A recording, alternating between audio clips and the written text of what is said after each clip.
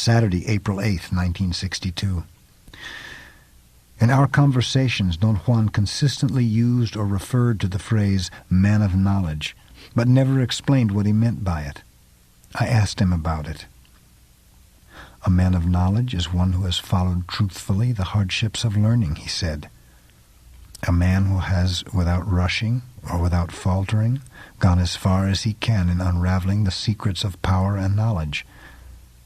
Can anyone be a man of knowledge? No, not anyone. Then what must a man do to become a man of knowledge? He must challenge and defeat his four natural enemies. The enemies a man encounters on the path of learning to become a man of knowledge are truly formidable. Most men succumb to them. What kind of enemies are they, Don Juan? He refused to talk about the enemies. He said it would be a long time before the subject would make any sense to me. I tried to keep the topic alive and asked him if he thought I could become a man of knowledge. He said no man could possibly tell that for sure. Sunday, April 15th, 1962. As I was getting ready to leave, I decided to ask him once more about the enemies of a man of knowledge. I argued that I could not return for some time, and it would be a good idea to write down what he had to say and then think about it while I was away. He hesitated for a while, but then began to talk.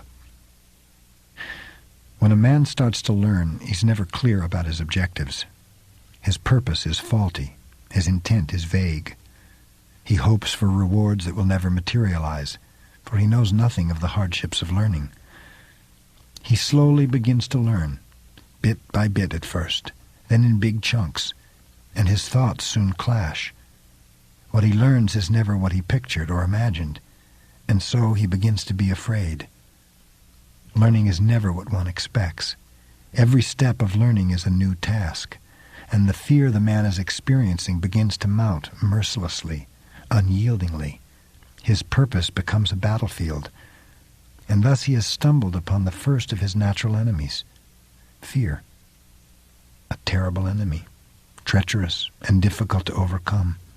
It remains concealed at every turn of the way, prowling, waiting, and if the man, terrified in its presence, runs away, his enemy will have put an end to his quest. What will happen to the man if he runs away in fear? Nothing happens to him except that he will never learn. He will never become a man of knowledge. He will perhaps be a bully or a harmless, scared man. At any rate, he will be a defeated man. His first enemy will have put an end to his cravings. And what can he do to overcome fear? The answer is very simple. He must not run away. He must defy his fear, and in spite of it, he must take the next step in learning, and the next, and the next. He must be fully afraid, and yet he must not stop. That is the rule. And the moment will come when his first enemy retreats. But won't the man be afraid again if something new happens to him? No. Once a man has vanquished fear, he's free from it for the rest of his life, because instead of fear, he's acquired clarity, a clarity of mind which erases fear. By then, a man knows his desires. He knows how to satisfy those desires. He can anticipate the new steps of learning, and a sharp clarity surrounds everything. The man feels that nothing is concealed. And thus he has encountered his second enemy, clarity. That clarity of mind which is so hard to obtain dispels fear, but also blinds. It forces the man never to doubt himself. It is like something incomplete. If the man yields to this make-believe power, he succumbs to his second enemy and will fumble with learning. He will be clear as long as he lives, but he will no longer learn or yearn for anything.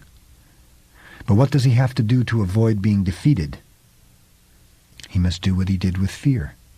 He must defy his clarity and use it only to see. And a moment will come when he will understand that his clarity was only a point before his eyes. He will know at this point that the power he's been pursuing for so long is finally his. He can do with it whatever he pleases. His ally is at his command. His wish is the rule. He sees all that is around him, but he has also come across his third enemy, power.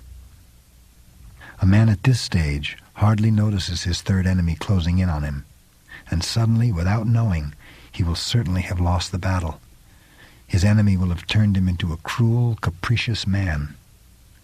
Will he lose his power? No, he will never lose his clarity or his power. Well, what then will distinguish him from a man of knowledge? A man who is defeated by power dies without really knowing how to handle it. Power is only a burden upon his fate. Such a man has no command over himself and cannot tell when or how to use his power. Well, how can he defeat his third enemy, Don Juan? He has to defy it, deliberately. He has to come to realize the power he has seemingly conquered is in reality never his. He must keep himself in line at all times, handling carefully and faithfully all that he has learned. Thus he will have defeated his third enemy. The man will be by then at the end of his journey of learning, and almost without warning he will come upon the last of his enemies, old age.